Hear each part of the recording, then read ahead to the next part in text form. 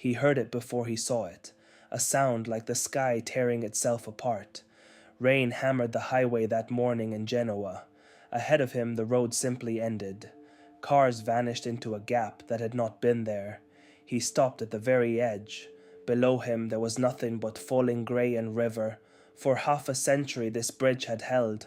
That morning, it let go back, long before the fall. There was a man who wanted to reshape the sky. His name was Riccardo Morandi.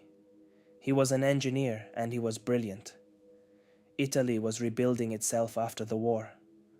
The country wanted monuments. It wanted to feel modern. Morandi gave them exactly that. He loved a material most builders feared. Concrete stretched and strained until it became something new. Where others saw a bridge as heavy stone, he saw tension.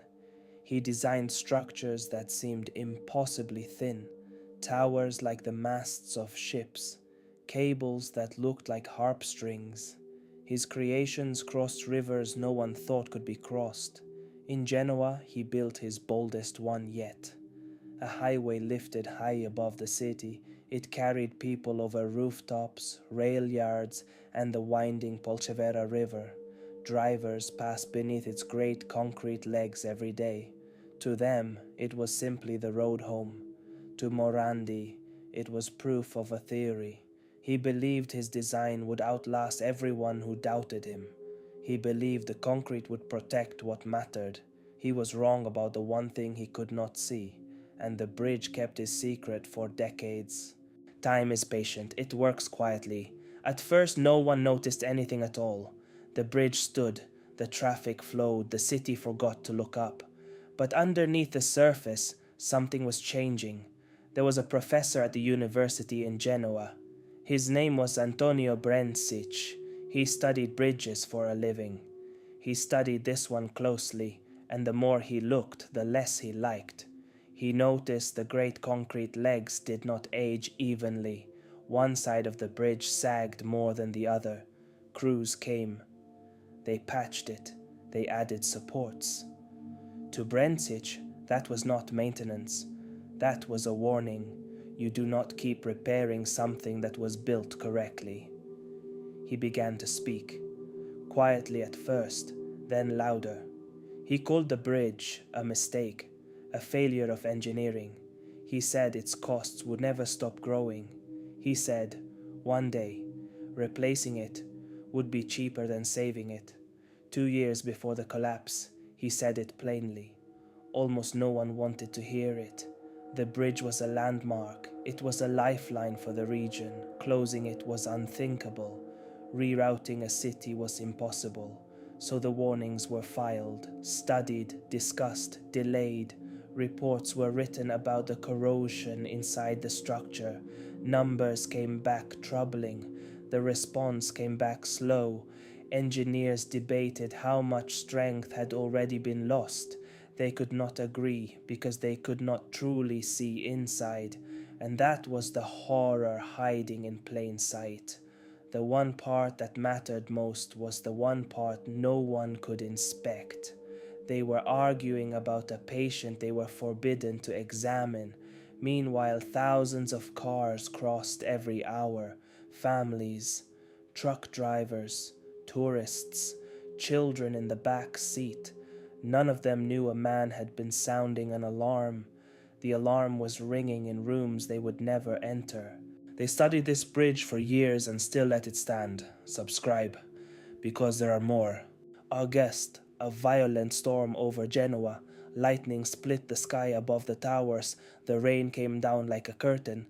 On the bridge, traffic slowed but did not stop. Wipers beating, headlights blurred.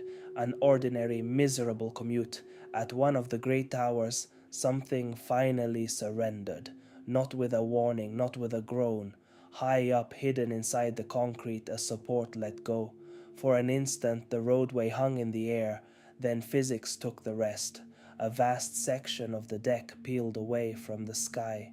It fell. A tower fell with it.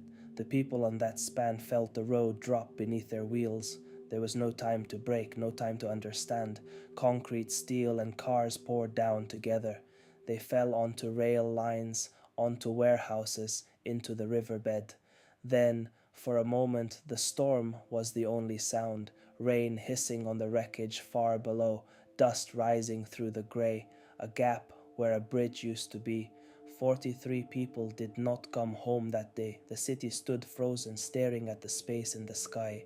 The reason it fell had been written down long ago. Here is what Morandi built, and why it doomed him. His bridge did not hang from ordinary steel cables. It hung from steel wrapped completely inside concrete. This was his signature idea, his brilliant gamble. The concrete would shield the steel from rain and salt. It would keep the metal dry, safe, and eternal. On paper, it was elegant. In reality, it was a trap.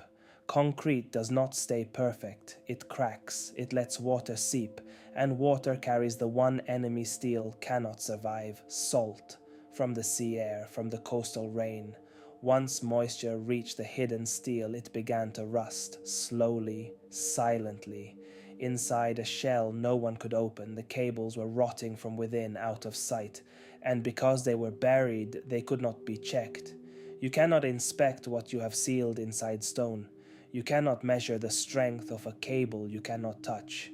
So the corrosion grew, year after year, unseen. The very idea meant to protect the bridge is what killed it. The steel that held everything up was quietly disappearing, until one strand, on one tower, had nothing left to give. Morandi's shield had become a coffin. The investigation was long and merciless. Engineers pulled the wreckage apart piece by piece. Inside the fallen supports they found the truth. The hidden steel was severely corroded, some of it nearly gone. Charges were filed.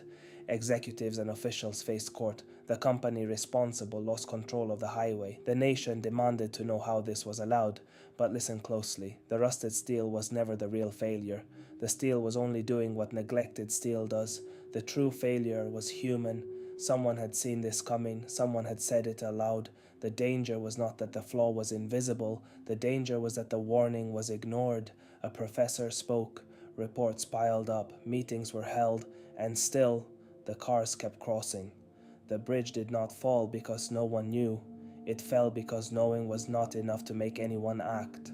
5 months earlier, in Florida, a brand new bridge cracked in daylight, and its engineers were already on the phone telling each other it was fine.